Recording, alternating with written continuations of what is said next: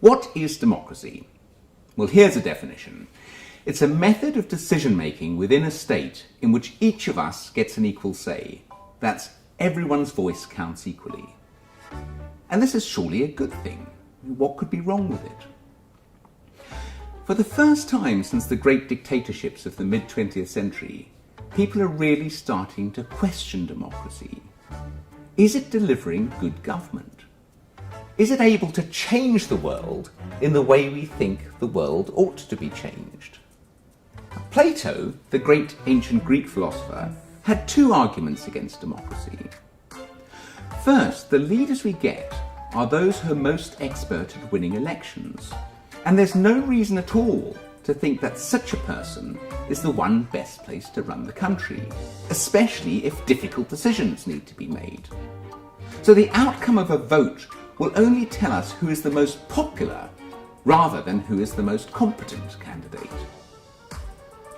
So Plato asks us to consider a ship making a dangerous voyage. Now, who would be the best captain? Would it be the person who offered extra rum rations, unlimited food, time on the beach, light work?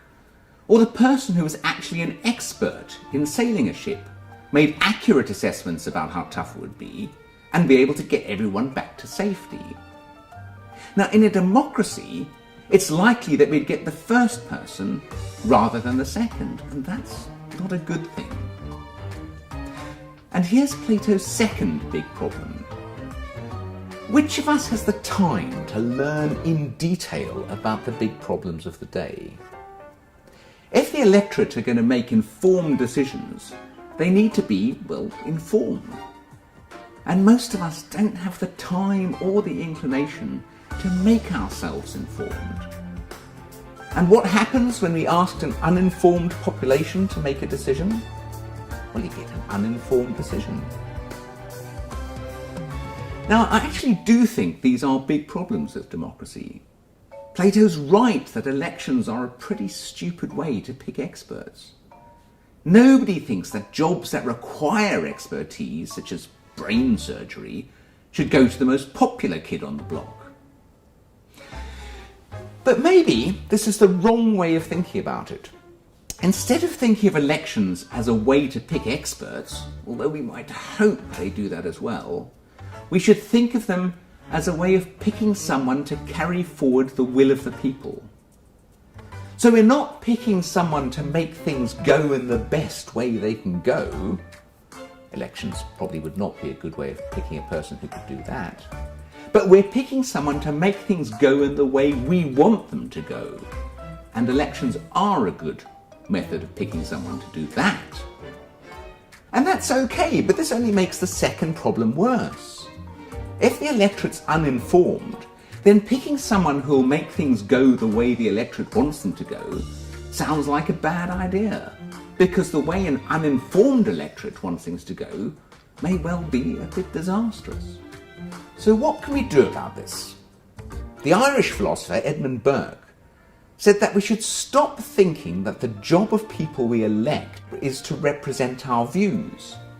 Instead, we elect people to do our thinking for us, to come to a considered and informed view about what is in our best interests, even if that is something we disagree with.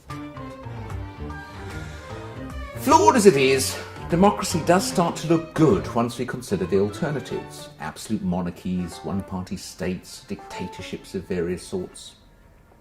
Now, even if they are better at delivering government by experts, and even that isn't obvious, that comes at a cost. Now, I wouldn't want to live in one of those countries. I value my freedom too much.